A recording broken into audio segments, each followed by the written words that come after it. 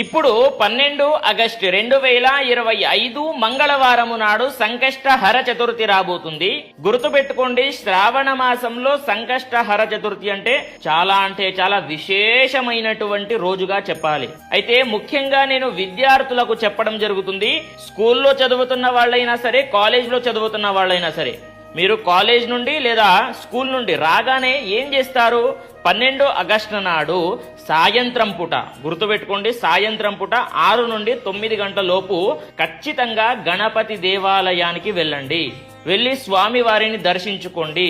దర్శించుకున్న తర్వాత ఓం గం గణపతయే నమః అనేటటువంటి నామస్మరణాన్ని ఖచ్చితంగా 108 సార్లు చదువుకోండి. అదే విధంగా స్వామి వారిని ఏం కోరుకుంటారు? మంచి బుద్ధిని ప్రసాదించు స్వామి అని చెప్పేసి కోరుకోండి. బుద్ధి కావాలి. విద్య అందరికీ ఉంటుంది, కానీ బుద్ధి కొందరికే ఉంటుంది. ఆ బుద్ధి విద్య రెండు కావాలని చెప్పేసి స్వామి వారిని కోరుకోండి. మనకి బుద్ధి విద్య ఎవరిస్తారు? గణపతియే ఇస్తాడు అనేది గుర్తుపెట్టుకోండి. ఈ రోజును ప్రతి ఒక్కరూ ఉపయోగించుకోండి అనేటటువంటిది ప్రతి ఒక్కరికి తెలియజేయండి. స్వస్తి, సర్వే జనాః సుఖినో భవంతు.